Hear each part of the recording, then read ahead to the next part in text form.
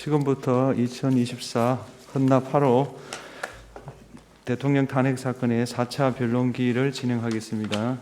변론 진행 순서를 말씀드리겠습니다. 제출된 서면을 확인하고 증거 정리를 한 다음 김용현 정인에 대한 신문, 그다음에 그게 끝나고 난 뒤에 오늘 채택된 서정에 대해서 증거 조사, 영상 재생을 하겠습니다. 예, 추가적으로 하나만 질문하겠습니다. 그 대통령은 어차피 계엄은 하루를 넘길 수 없을 것이니 포고령 실행을 위한 기구도 설치가 어렵고 또 합수당 구성도 어려울 것이므로 포고령을 형식적인 것이라고 말한 바 있죠. 네, 다시 한번. 그러니까 포고령이 어차피 이 계엄은 하루를 넘기기 힘들고 포고령 실행을 위한 기구 설치도 어려울 것이고 합수단 설치도 어려울 것이기 때문에 어차피 이 포고령 자체는 형식적인 것이다라고 말씀하셨죠. 생각보다 하나하나 보통 보고서를 드리면 꼼꼼하게 이렇게 다 보시는데 예. 그렇게 꼼꼼하게 안 보시고 쭉 이렇게 훑어보시고 하신 걸 보면 그렇게 그 의미가 전달되는 것 같습니다. 예, 알겠습니다. 증인이 포고령 1호로 기재한 국회 등의 정치활동 금지 문구는 국회 입법활동이나 계엄 해제 결의를 방해하려는 의도로 작성된 것이 아니죠. 그거 아닙니다. 이거는 죄송합니다만 그 세부적인 문건을 제가 내용을 좀 알고 싶은데 좀 포고령 1호에 대한 게 있으면 좀 주시면 참고 좀 하겠습니다. 증인의 공소장에는 대통령이 수방사령관 이진우에게 2024년 12월 4일 00시 30분부터 01시경까지 경에 전화를 해서 본회의장으로 들어가서 사명 일개조로 한 명씩 들쳐업고 나와라 라고 지시했다고 기재되어 있습니다. 대통령이 증인에게 국회의원들 출입 통제를 하지 말라고 지시한 사실에 비춰보면 이진우의 이런 공소장 기재는 사실이 아니죠. 제가 이해가 안 가는 게 24시경에 대통령께서 전화 주셔갖고 그 국회의원들 출입하는 것은 차단하지 말고 막지 마라 그렇게 말씀을 하셨는데 불과 20-30분 후에 반대되는 그 말씀을 하셨다는 게 이해가 안 갑니다. 그리고 또 그런 지시를 하시려면 저를 통해서 하시지 않았겠습니까? 예, 알겠습니다. 다음 질문하겠습니다. 국회 소추단 주장과 검찰 공소장에 따르면 대통령이 또다시 수방사령관 이준호한테 전화해서 아직도 못 갔냐? 뭐 하고 있냐? 문 부수고 들어가서 끌어내. 총을 쏴서라도 문 부수고 들어가서 끌어내라. 라고 지시한 것처럼 기재되어 있습니다. 그 증인의 공소장에 보면 대통령이 01시 03분경에 그러니까 이미 계엄 해제가 요구안이 다 통과되고 난 다음입니다. 수방사령관 이준호에게 또 전화를 해서 국회의원이 190명 들어왔는데 실제로 190명 들어왔다는 것은 확인도 안 되는 것이니 그러니까 내가 계엄 선포 전에 병력을 미리 움직여야 된다고 했는데 다들 반대해서 안 됐다. 그러면서 그래도 내가 2번, 3번 계엄령 선포하면 되는 거니까 계속 진행해. 이렇게 지시했다고 기재되어 있는데요. 이는 사실과 다르죠. 그것도 이해할 수 없습니다. 예, 그렇죠. 국회 요구 의결이 01시에 있었는데 01시 3분에 어떻게 이런 지시를 하겠습니까? 그 다음 질문하겠습니다. 대통령은 계엄 선포 후에 병력을 투입하고 지시한 바 있어 계엄 선포 전에는 병력을 움직였어야 된다라고 하는 말은 사실과 다르죠. 그렇습니다. 예. 대통령이 짧게 경고성 계엄을 한다고 누차 강조한 점에 비춰보면은 계엄을 2번, 3번 한다라고 말했다는 건 사실이 아니죠. 그렇습니다. 예. 증인의 공소장을 보면 2024년 12월 4일 00시 20분경에 대통령이 특전사령관 곽종근에게 아직 국회 내에 의결 종족수가 안 채워진 것 같으니 빨리 국회 안으로 들어가서 의사당 안에 있는 사람들을 데리고 나와라. 문짝을 도끼로 부수고서라도 안으로 들어가서 다 끄집어내라. 라고 지시하였다는데요. 특전사령관 곽종근 국회 국방위와 내량규명 국조특위에서 대통령이 도끼라고 말한 것은 듣도 보지 못했다고 얘기를 했습니다. 일관되게 진술하고 있어요. 또 대통령이 국회 출입을 통제하지 말라고 지시한 점에 비춰보면은 이런 곽종근에 관한 증인의 공소장 기재는 객관적인 사실과도 부합하지 않죠. 네, 그렇습니다. 예. 그 증인의 공소장을 보면은 2024년 12월 4일 00시 20분에서 00시 35분경에 증인이 특전사령관 곽종근에게 국회의원 150명이 안 되도록 막아라. 빨리 국회의사당 문 열고 안으로 들어가서 국회의원들 데리고 나와라. 라고 증인이 이런 말을 곽종근한테 실제로 한 사실이 있습니까? 없습니다. 예.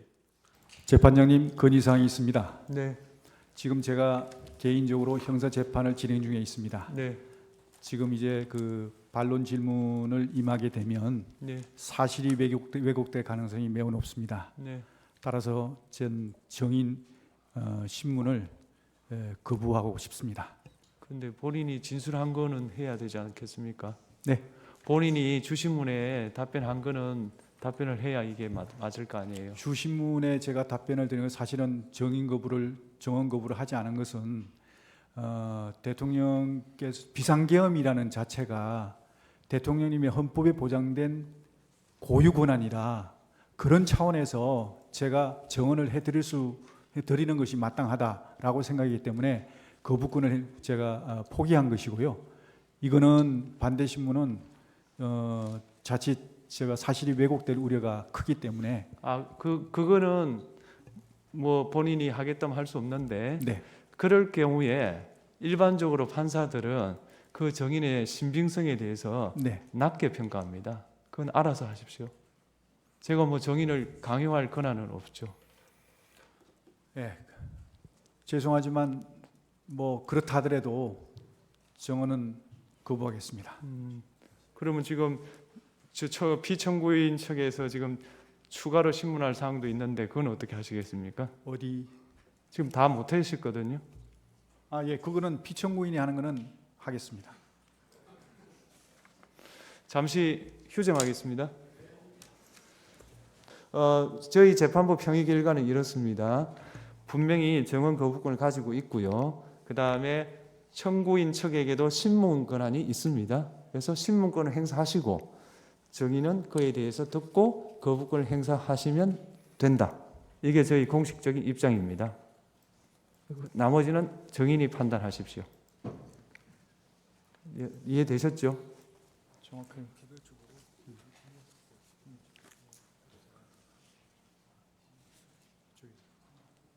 예, 그거는 알겠습니다. 본인이 하십시오. 왜냐하면 책임은 본인이 지는 거니까요. 예, 그렇게 하겠습니다. 예, 반대신문 30분 예. 하십시오.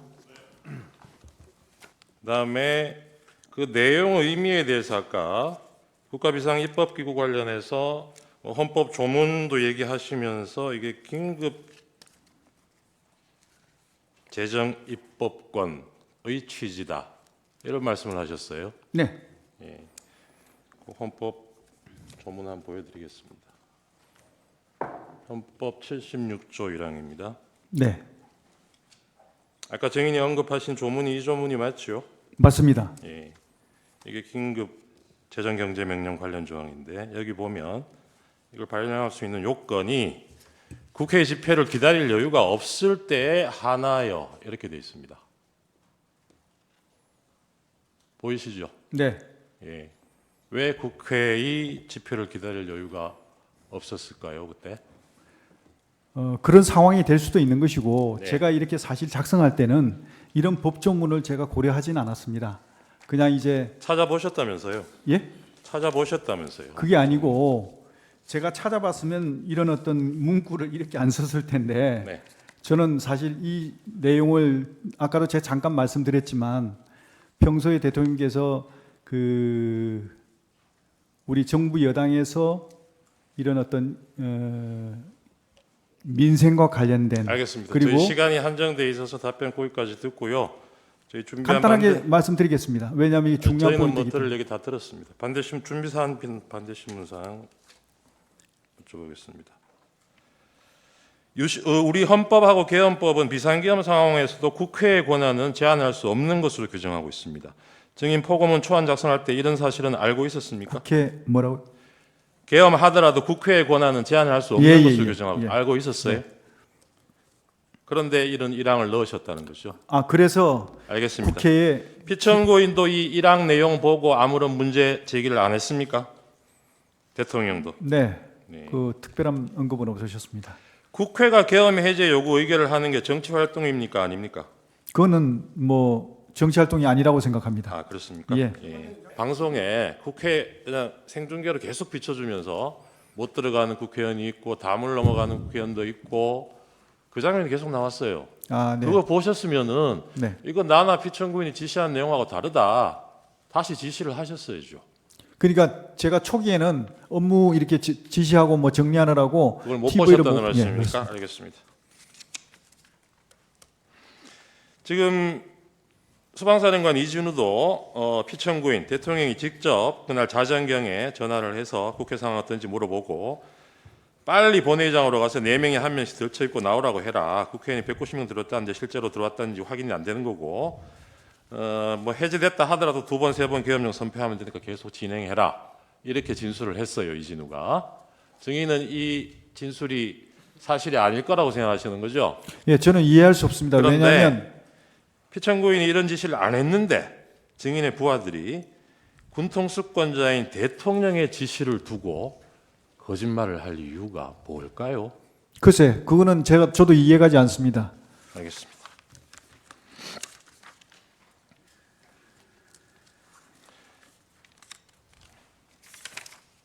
아까 추신문에서 의원들을 끌어내라고 한 것이 아니라 국회 안에 들어가 있던 요원들을 빼내라고 한 것이다. 이런 취지의 네. 답변을 하셨죠. 네, 이 본회의 의사당 안에는 들어가 있던 요원들이 있었습니까? 없었습니다. 없었죠.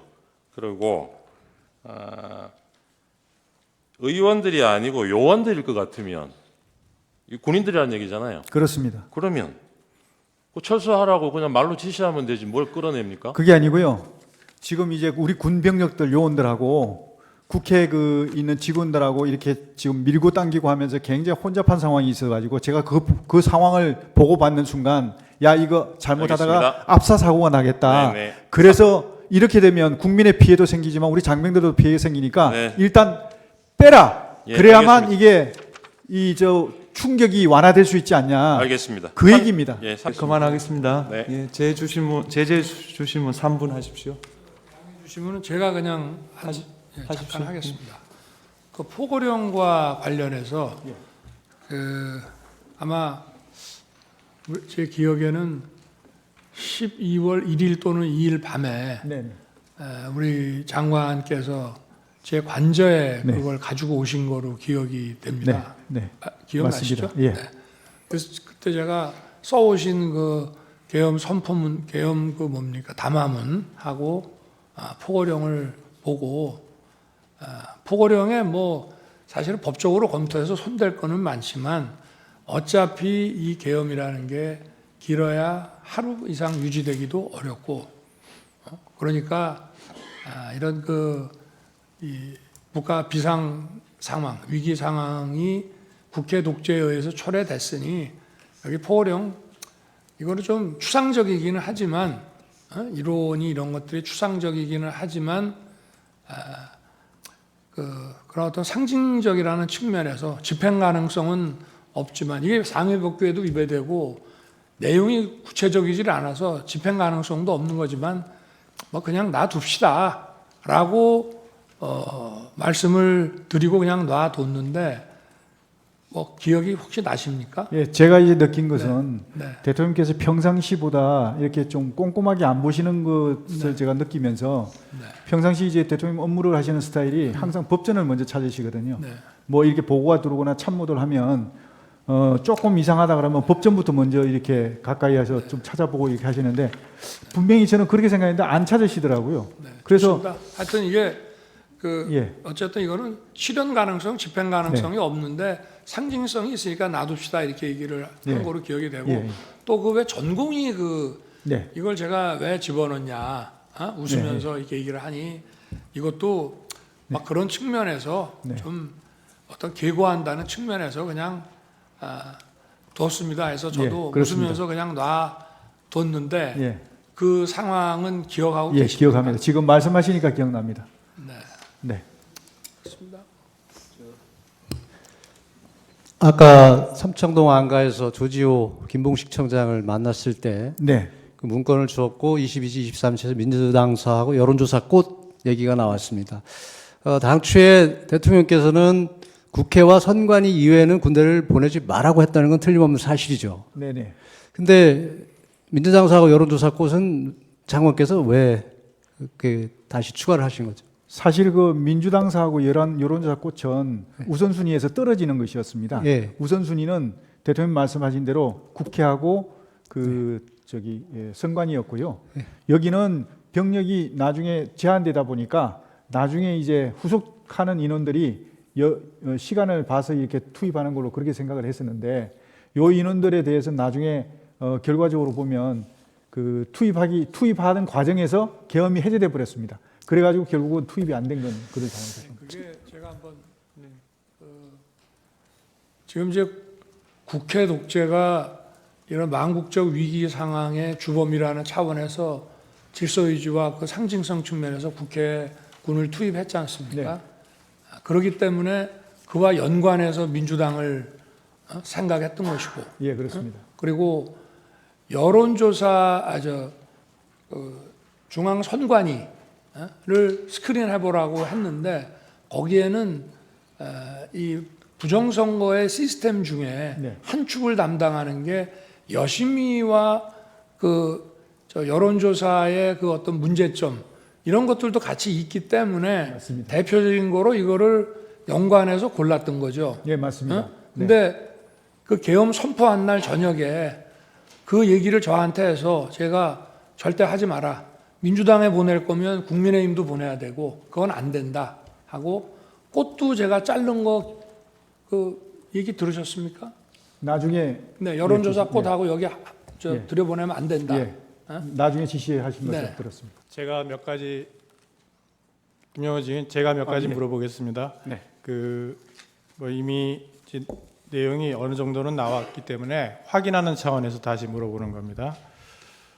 12월 3일 날 22시 17분경에 이제 국무회의 구성원 11명이 대통령실 대접견실에 모였을 때 다 모였지 않습니까? 네. 이때 11명이 모였을 때 이제 피청구인이 비상계엄에 관한 구체적인 내용, 그러니까 비상계엄의 실체적 요건이 충족됐는지, 그리고 시행 일시, 시행 지역, 그리고 계엄 사령관 등에 관해서 이야기를 했습니까? 제가 아니, 그 문건을 대통령님 하신 게 아니고요. 예, 제가 이제 그게 의안이었기 때문에 예.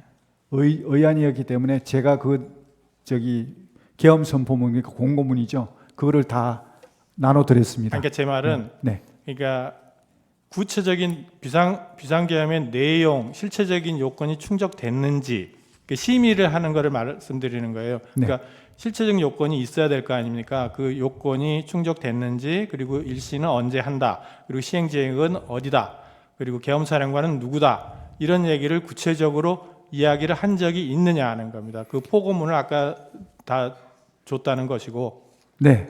그 재판관님 말씀하신 그 1번 부분은 그 별도고요. 2번부터 밑에 거는 다 계엄 선포문에 포함되어 있는 내용들이라 계엄 선포문을 제가 다 이렇게 개별적으로 그 국무위원들한테 나눠주고 그 의안으로 이제 했기 때문에 다 알려줬다고 저는 생각하고 있고요.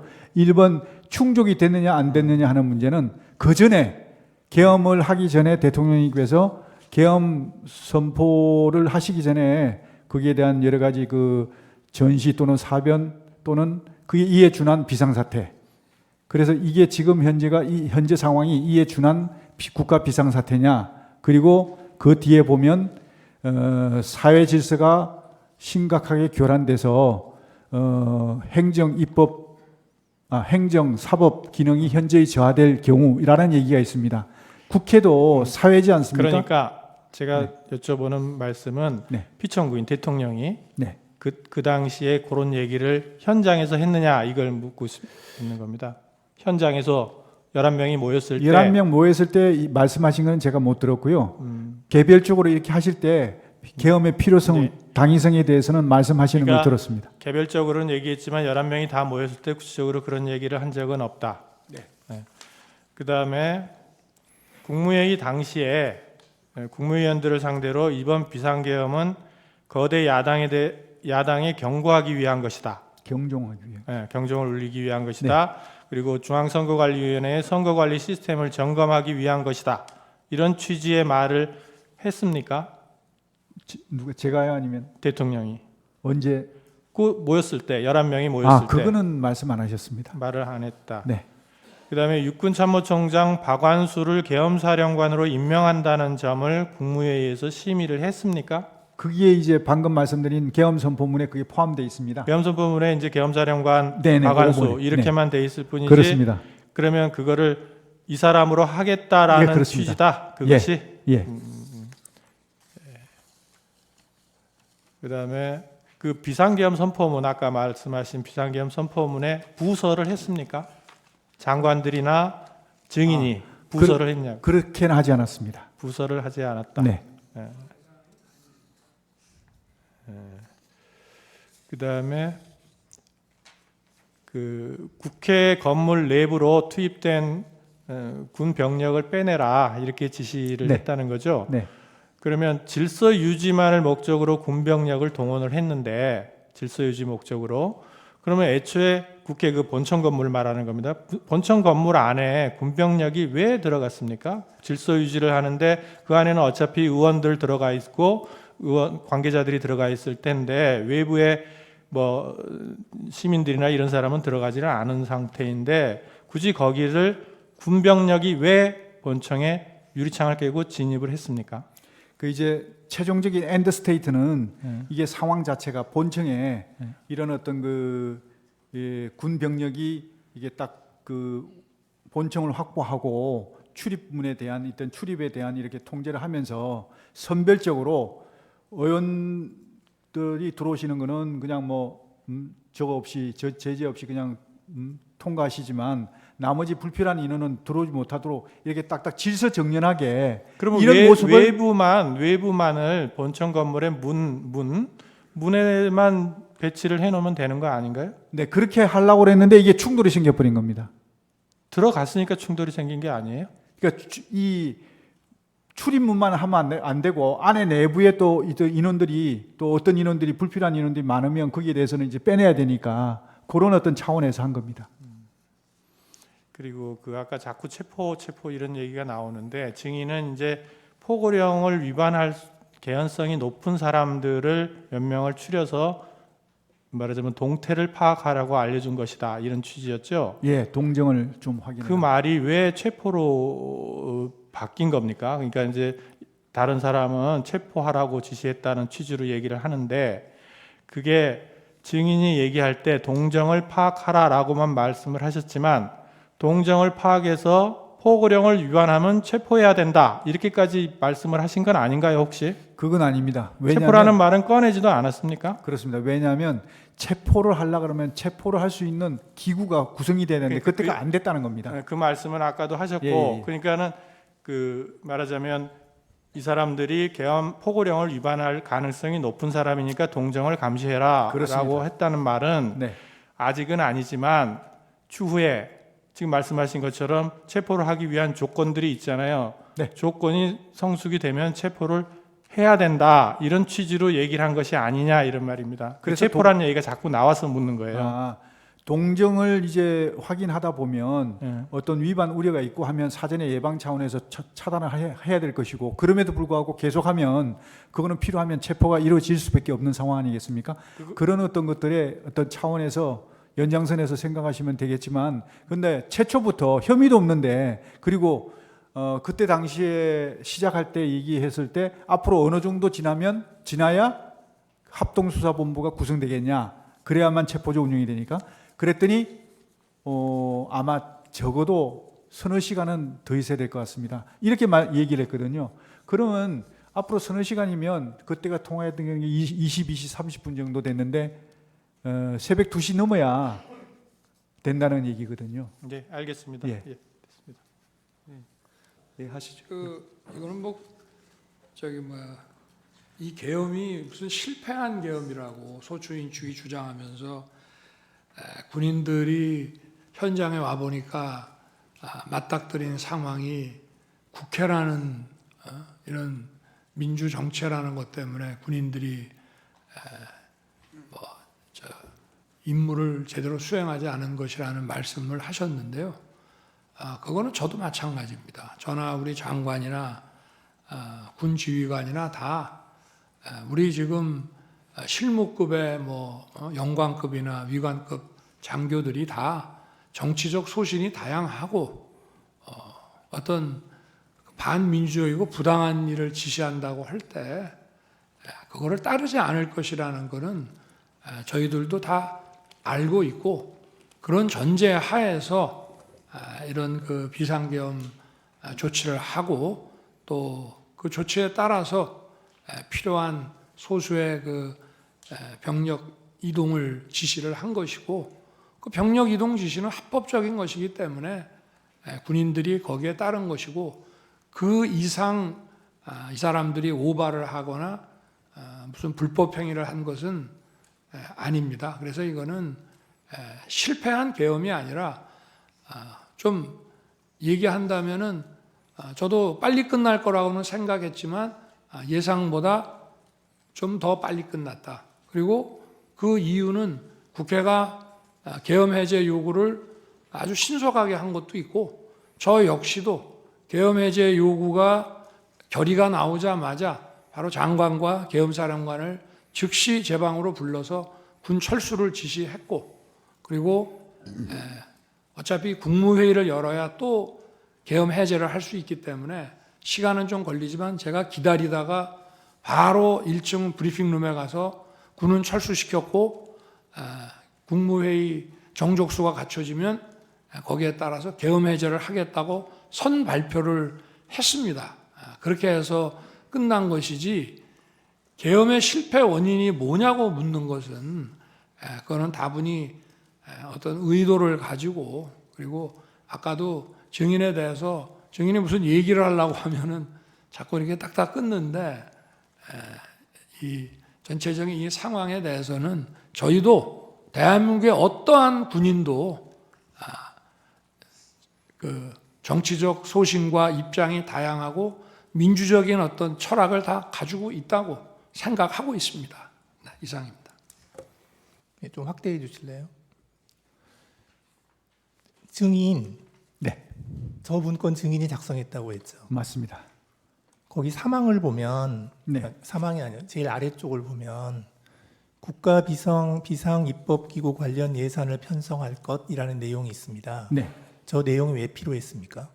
예, 요것은 아까 잠깐 제가 언급을 하긴 했는데, 요걸 작성하기 전에 대통령께서 평소에 하신 말씀이 떠올랐습니다. 그게 뭐냐면, 다시 한번 말씀드리면, 정부 여당에서 민생 관련한 입법 법안, 그리고 경제 살리기 관련 법안, 이런 것들을 비롯해 가지고 한 100여 건이 거대 야당에 막혀 가지고 이게 정지가 돼 있는 상태다. 이것만이라도 제대로 좀 작동이 되면 국민들의 삶이 훨씬 더 좀 나아질 텐데, 이거라도 어떻게 좀 했으면 좋겠다는 생각을 많이 말씀하셨습니다. 그러면서 나중에 기회가 되면 이런 부분들을 좀 할 수 있는 방안을 강구해 봤으면 좋겠다, 이런 말씀을 제가 몇 번 들었습니다. 그래서 그게 떠올라서 이번 기회에 그러면 이런 어떤 기재부에다가 이런 이 긴급 재정 입법권을 해서 이 입법권을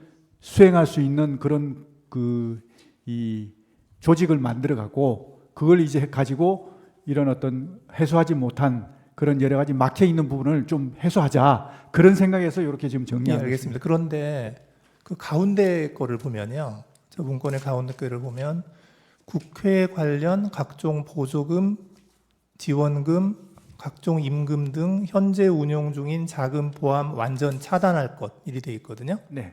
그런데 지금 증인이 말씀하시는 그런 입법을 하려면 결국 국회가 해야 되는데, 입법은 국회가 하는 거니까. 그런데 가운데 거는 왜 쓰셨어요? 저거는 국회를 정지시키겠다는 아닙니다. 뜻이에요. 이 국회 관련된 상황이 아니고 국회를 통해서 지원되는 단체가 있습니다. 그런 단체의 보조금, 지원금 이런 것들을 차단하라는 그런 뜻이죠.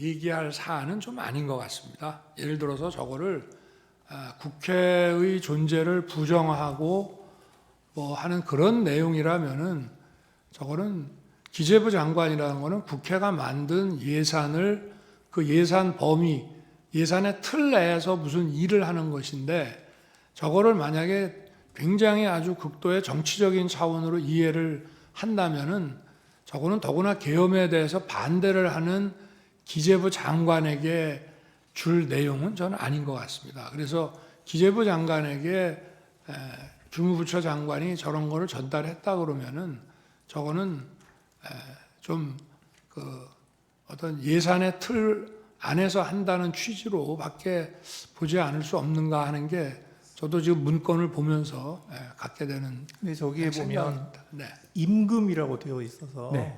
월급 주지 말라는 그 뜻인데 임금은 아까 전에 잠깐 말씀드렸는데 임금비 이런 개념이 아니고 임금 중에 사실은 이게 불법 임금들이 많다고 얘기를 들었습니다. 그러니까 인원들을 뻥튀기 한다든지 또 없는 인원을 이렇게 해서 한다든지 이런 부정적으로 나가는 임금 이런 어떤 것들을 색출해서 차단해야 되겠다 이런 개념이었습니다. 이게 결국은 저런 거 아니겠습니까? 저 잠깐 네네. 잠깐만요.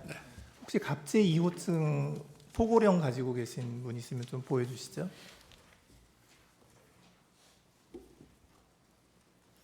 그 1항 좀 보여주시겠어요? 1항 쪽. 저 1항을 좀 확대 좀 해서 예. 근데 제가 읽죠 뭐. 그 1항을 보면 예. 국회와 지방의회 정당의 활동, 일체의 정치 활동을 금한다 이렇게 돼 있거든요. 예. 그래서 저 기획재정부 장관에게 준 그 갑제 29호층의 24의 기재 내용하고 이 포고령의 그 제 1항을 이렇게 종합해서 보면 결국은 가장 주된 목표가 그 입법기구인 국회의 기능을 정지시키겠다 하는 그런 의도가 있는 것으로 보이거든요. 저는 솔직히 그렇게까지 하진 않았습니다. 이건 제가 아까 말씀드렸지만 국회의 기본적인 입법 활동은 당연히 존중돼야 되고 보장돼야 된다고 저는 생각하고 있습니다. 그렇기 때문에 다만 정치 활동은 이거는 여러 가지 그 정치 활동을 빙자해서 국가 체계를 문란하게 할 수 있으니까 이런 활동은 좀 어떻게 제한시킬 필요가 있다. 이런 판단에서 정리한 것이지 어떤 입법 활동까지 맡겠다 이런 것은 아니었다. 저는 그렇게 말씀드릴 수 있습니다. 예, 그리고 그 아까 주신문에서 말씀하실 때 증인께서 국회에 병력을 투입시킨 이유가 국회 봉쇄나 침투가 아닌 국회 질서 유지였고 따라서 처음부터 국회를 봉쇄할 아무런 계획도 없었다 이렇게 말씀하셨어요. 네. 그렇게 말씀하신 거 맞죠? 네. 그런데 실제로 보면 국회의장께서도 그 출입구로 못 들어가서 담을 넘어서 들어갔고 그리고 일부 국회의원들께서는 그 차단한 병력들이 그 진출로를 열어주지 않아서 국회에 못 들어간 그런 경우도 있었거든요. 그래서 증인께서 말씀하시는 거하고 달리 실제로는 국회 봉쇄가 목표가 아니었나 하는 그러한 정황들이 많이 보이는데 그 점은 어떻게 생각하십니까? 네, 재판관님 말씀 존중합니다. 그런데 저는 생각이 좀 다른 게 말씀하신 대로 제가 만약에 봉쇄를 했다 그러면 국회의장님이 담을 넘어가서는 안 됩니다. 담을 넘어갈 수 없어야 맞는 겁니다. 봉쇄라는 개념 자체는요, 손에 손잡고 정말 울타리를 다 에워싸서 한 사람도 들여보내지 않는 것이 봉쇄입니다. 그런데 정말 많은 사람들이 담을 넘어갔다고 그러더라고요. 그건 봉쇄가 안 됐다는 겁니다. 출입구 위주로 출입구는 왜 막았을까요? 그러니까 출입구 위주로 이제 출입을 통제한 것이죠. 그러니까 출입 통제라는 의미가 출입을 통제한다는 의미가 출입을 완전히 전면 금지한다는 의미가 아니고 출입 통제라는 의미에는 근데 국회의원들을 막았잖아요. 국회의원들 통과를 중간에 다 시켰지 않습니까? 저는 그렇게 알고 있는데.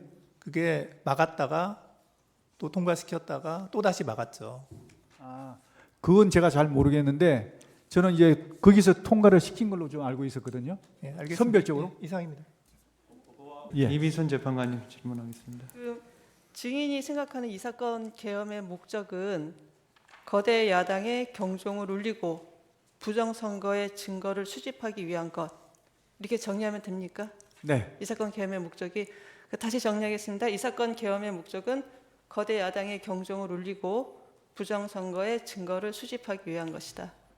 부정선거에 대한 증거를 수집한다는 것보다 부정선거에 대한 실체를 제대로 파악을 해서 그 부정선거에 대한 그 국민들에게 네. 이게 있었는지 없었는지, 정말 있었다면 없었다면 국민 부정선거 없으니까 걱정하지 마세요라고 그러면 얘기하면 될 것이죠. 이러한 이유로 비상계엄을 선포할 수 있다고 생각을 하시는 거죠? 이러한 목적을 위해서 비상계엄을 선포할 수 있다 이렇게 생각을 하시는 거죠? 그 비상계엄 요건은 네. 대통령님께서 판단하시는 것이기 때문에 알겠습니다. 그 요건에 대한 것은 대통령님 몫이라고 생각합니다. 그 국가 비상 입법기구 아까 말씀을 하셨는데 그 입법 권한을 실행할 기구를 아마 생각을 하신 것 같아요. 네. 예, 그게 그러면은 그 5공화국 당시에 국가 보위 입법 회의하고 좀 같은 성격으로 보면 되겠습니까? 아닙니다. 그거하고는 다릅니까? 전혀 다릅니다. 이거는 그럴 것 같으면 제가 국무총리나 그런 분한테 이걸 주지 왜 알겠습니다. 기재부 장관에게만 줬겠습니까? 기재부 장관에게 준 것은 기재부 장관이 할 수 있는 역할을 하라는 거거든요. 그래서 기재부 장관이 할 수 있는 게 그 역할입니다. 지금 비상입법기구 단어 때문에 굉장히 오해가 있는 것 같습니다. 이게 비상입법기구를 생각하셨을 때 이게 국회를 대신하는 입법기구를 생각하신 건 아니죠. 그럴 것 같으면 제가 기재부 장관에게 주면 안 되고 국무총리한테 줘야 될 것 이게 같아요. 자꾸 과거에 국보위를 연상시켜서 국회를 해산시키고 국회를 대체하는 무슨 입법기구를 만드는 것처럼 오해를 하고 있는 것 같아서 예. 물어봅니다. 그거는 제가 이렇게 쓸 때 잘못 실수를 한 것 같습니다. 뭐 계엄을 선포한 사람은 대통령인 저 자신이니까 아까 계엄 선포의 이유를 그 장관에게 이렇게 물어보셨는데요. 계엄 선포의 이유는 야당에 대한 경고가 아니고요. 주권자인 국민에게 호소해서 엄정한 감시와 비판을 해달라는 것이지 야당에 대한 경고는 아무리 해봐야 소용이 없습니다. 야당에 대한 경고가 먹힐 거면 이런 비상계엄을 할 필요가 없습니다. 주권자인 국민에 대해서 한 것이고요. 그리고 국보위라는 말씀을 자꾸 하시는데 국보위라고 하면은 이 상황에서 기재부 장관한테 얘기한다는 것 자체가 완전히 넌센스고 국보위를 하는 만약에 상황이라 그러면 이런 거 줄 필요 없습니다. 국보위에도 재경분과위원회라는 게 옛날에 있는 거로 알고 있는데 그런 데서 그냥 해버리면 되는 일이지 예산을 집행하는 기재부 장관에게 이거를 줄 이유는 저는 없다고 생각하고 만약에 그런 거라고 하면은 그거는 더 고도의 정치적인 문제이기 때문에 특히 그날 와서 계엄 선포에 대해서 뭐 금융 경제적인 차원에서 이거를 반대하는 기재부 장관이라는 예산 실무 장관에게 이거를 준다는 거는 앞뒤가 안 맞고 아마 제가 그 민생입법을 방해하는 거기에 대해서 비상 그 재정 경제 명령, 긴급 재정 경제 명령 같은 거를 제가 대수비에서도 얘기를 하고 장관도 아마 들었던 것 같습니다. 그런데 아까 뭐 이게 국회의 입법을 기다릴 시간이 없는 거냐? 맞습니다. 입법을 하려면은 뭐 지금 몇 년을 했는데도 안 됐고 또 입법하는 데는 어마어마한 시간이 걸립니다. 자기들이 필요하면은 며칠 만에 그냥 통과시켜 버리지만 반대하면은 입법이 거의 봉쇄가 되기 때문에 시간을 아무리 가져도 할 수 없으니 선제적으로 긴급 재정경제 명령을 발했을 때 만약에 거대 야당이 반대를 해서 불승인을 하게 되면 또 이게 전부 사상 누각이 되는데 이런 계엄 같은 거를 하는 상황에 국민들의 여론이라든가 이런 게 좀 바뀐다면 이런 걸 한번 검토해 볼 수 있지 않나. 저도 처음에는 무슨 말인지를 몰랐는데 오늘 얘기하는 거를 보니 그런 거는 같습니다. 그런데 지금 우리 재판관님들께서 의문을 가지시는 국보위 같은 개념이라면은 그런 거를 시행하려고 하면 아직 군이 출동하기도 전에 먼저 대국민 계엄 선포 담화를 하고 군이 1시간 후에 국회에 들어갑니다. 제가 물어봤습니다. 계엄 선포하고 군 이동 지시를 해라. 그러면 얼마 걸리냐? 그랬더니 1시간 이상 걸린다. 그러면 그 사이에 들어갈 사람은 들어갈 것이다. 국회가 개회 중이고 또 의원회관에도 많은 사람이 있고 소통 간에도 또 인원들이 있기 때문에 또 아직도 예결위가 끝나지 않은 상태니까 그래서 이거를 막지 않고 국회라는 이 시스템을 인정하는 한도 내에서 이걸 한 것이기 때문에 그렇게 한 것이고요. 뭐 일부 못 들어갔다라고 얘기를 합니다만은 그럴 수는 없습니다. 다 서울경찰청에서도 그 입구에서 전부 다 들여보냈고요. 군이 도착하기 전에 다 들여보냈고 뭐 어디 통제가 한다 하니까 먼저 들어가려고 담을 넘어가신 분은 계실지 모르지만 190명이나 빠른 시일 내에 시간 내에 들어와서 이 계엄 해제 논의를 해가지고 계엄 선포 계엄 효력 발생 시간이 11시인데 1시에 벌써 계엄 해제 요구 결의안이 통과됐다는 것은 그 사실 자체만으로 보더라도 이거를 통제하고 막지 않았다는 것을 의미합니다. 네, 그렇게 말씀을 드리겠습니다. 네, 알겠고요.